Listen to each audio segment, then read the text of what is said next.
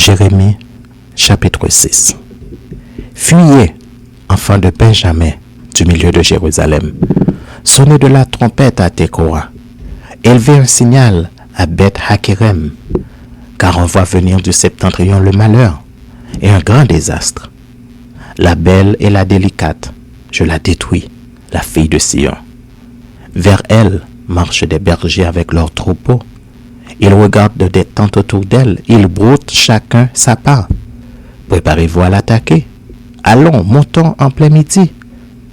Malheureusement pour nous, le jour baisse, les ombres du soir s'allongent. Allons, montons de nuit, détruisons ces palais. Car ainsi parle l'Éternel des armées. Abattez les arbres, élevez des terrasses contre Jérusalem. C'est la ville qui doit être châtiée. Il n'y a qu'oppression au milieu d'elle. Comme un puits fait jaillir ses eaux, ainsi elle fait jaillir sa méchanceté. Il n'est bruit en son sein que de violence et de ruine. Sans cesse à mes regards s'offrent la douleur et les plaies. Reçois instruction, Jérusalem, de peur que je ne m'éloigne de toi, que je ne fasse de toi un désert, un pays inhabité. Ainsi parle l'Éternel des armées. On grappillera comme une vigne les restes d'Israël. Portez-y de nouveau la main, comme le vendangeur sur les sceptres. À qui m'adresser?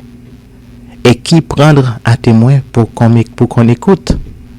Voici leurs oreilles est incirconcise, et ils sont incapables d'être attentifs. Voici la parole de l'Éternel est pour eux un opprobre. Ils n'y trouvent aucun plaisir. Je suis plein de la fureur de l'Éternel, je ne puis la contenir. Répands-la sur l'enfant dans la rue et sur les assemblées des jeunes gens, car l'homme et la femme seront pris, le vieillard et celui qui est chargé de jour. Leurs maisons passeront à d'autres, les champs et les femmes aussi, quand j'étendrai ma main sur les habitants du pays, dit l'Éternel. Car depuis le plus petit jusqu'au plus grand, tous sont avides de gain. Depuis le prophète jusqu'au sacrificateur, tous usent de tromperie. Ils pensent à la légère, la plaie de la fille de mon peuple. Paix, paix, disent-ils, et il n'y a point de paix. Ils seront confus, car ils commettent des abominations. Ils ne rougissent pas, ils ne connaissent pas la honte. C'est pourquoi ils tomberont avec ceux qui tombent. Ils seront renversés quand je les châtierai, dit l'Éternel. Ainsi parle l'Éternel. Placez-vous sur les chemins, regardez et demandez quels sont les anciens sentiers. Quelle est la bonne voie? Marchez-y et vous trouverez le repos de vos âmes. Mais ils répondent, nous n'y marcherons pas. J'ai mis près de vous des sentinelles. Soyez attentifs au son de la trompette.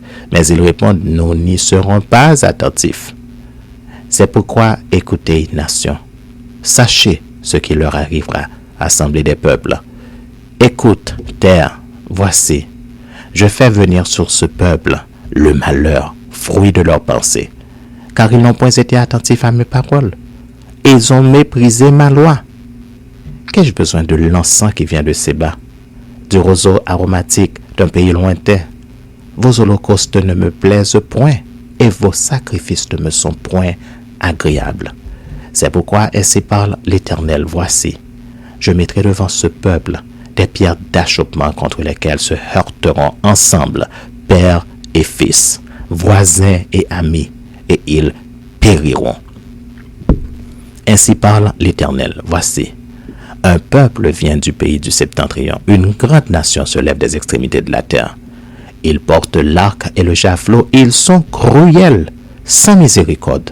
Leur voix rugit comme la mer, ils sont montés sur des chevaux, prêts à combattre comme un seul homme, contre toi, fille de Sion. Au bruit de leur approche, nos mains s'affaiblissent, l'angoisse nous saisit comme la douleur d'une femme qui accouche. Ne sortez pas dans les champs, n'allez pas sur les chemins, car là est le glaive de l'ennemi et l'épouvante règne alentour. Fille de mon peuple, couvre-toi d'un sac et roule-toi dans la cendre. Prends le deuil comme pour un fils unique. Verse des larmes amères, car le dévastateur vient sur nous à l'improviste. Je t'avais établi en observation parmi mon peuple comme une forteresse pour que tu connusses et sondasses leur voie. Ils sont tous des rebelles, des calomniateurs, de l'airain et du fer. Ils sont tous corrompus. Le soufflet est brûlant, le plomb est consumé par le feu. C'est en vain qu'on épure. Les scories ne se détachent pas. On les appelle de l'argent méprisable, car l'Éternel les a rejetés.